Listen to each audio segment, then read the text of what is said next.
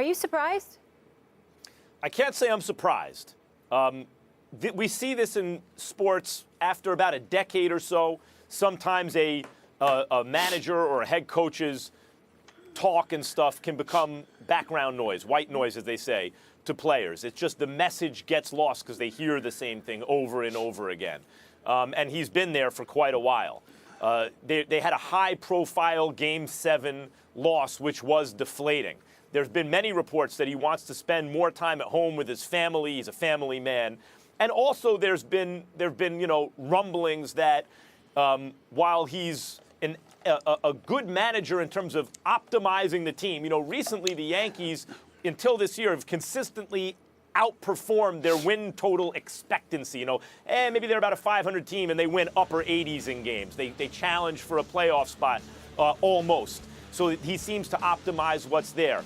But it never feels, or it's never felt like the respect for him has crossed over to love for him from the players, and so all those things can kind of be on a player's mind, on a manager's mind, and on an organization's mind. I think Girardi was an excellent manager. I thought in-game strategy at times, particularly in this postseason, was not good, but what's much more important is that you have a team playing for each other, pulling together, and you have your eyes on the entire picture, which is over the course of a season. Can they overperform what you expect? And then when the time comes, do they play well?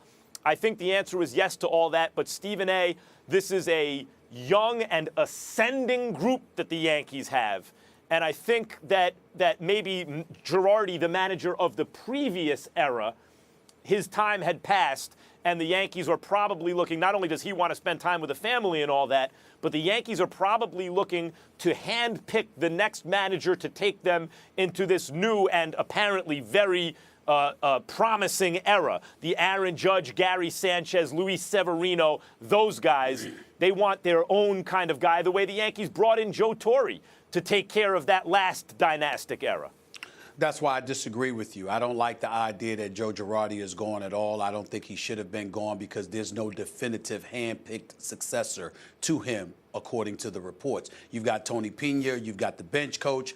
These are guys that are respected internally, but at the same time, they're going to look externally because you don't know. If there were a Joe Madden out there, if there was somebody, I'm not saying literally Lou Piniella, but a Lou Piniella type, somebody that had a resume that you knew was destined and had been craving the opportunity to return the Yankees to their glory days or what have you, and it was a definitive individual, that would be far different. The problem is that they don't seem to have that right now, and that's what resonates with me. I understand he won just one World Series title, but it was a World Series title. He'd been to the postseason 6 times. You got to remember the transition that he had to deal with, going from the old to the young while transitioning the old out of there. With Derek Jeter, clearly his lateral movement was, my man Brandon Tierney reminded me of that just a couple of weeks ago, where Derek Jeter just wasn't the same as he used to be, and didn't want to leave and didn't want to stop playing. But at the same time, Joe Girardi had to negotiate that position between his legacy and what Derek Jeter meant to the franchise and all the things that he had done to moving into a new era. You've got the Aaron Judges, the Gary Sanchez's, the Castros, the Gregoriuses of the world, and others. You're transitioning in these new guys. He had to negotiate all of that as well. And what do? They beat the Twins in a 1-game wildcard series. They come back from a 2-0 deficit against Cleveland after that faux pas on the part of Joe Girardi, and they played their butts off for him. And then they go to 7 games against the Houston Astros, and it wasn't his fault that those guys suddenly couldn't hit whenever they were away from Yankee Stadium. Don't get me started with the amount of strikeouts Aaron Judge had, along with Gary Sanchez. I like them. I'm fond of them. I'm happy that they're parts of the New York Yankees moving into the future. Make no mistake about it, but they were pathetic on the road,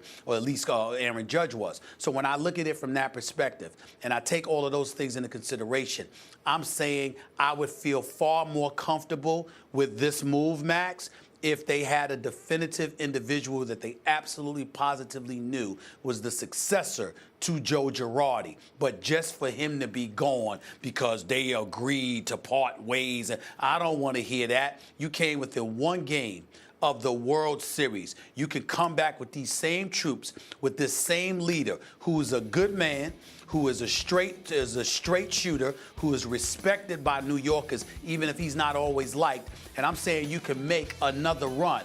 If you have a definitive successor, all of that goes out the window because I understood that. If you remember, Max, when Joe Torre was on his way out, I had been saying all along, Joe Girardi, Joe Girardi, Joe Girardi, even with that 1 year in Miami, get him up out of there. He's the guy that needs to be in New York succeeding Joe Torre. If there was somebody like that we definitively knew I think that's a would very succeed strong Girardi, point, Stephen A. that would be me. But that's not what exists right now.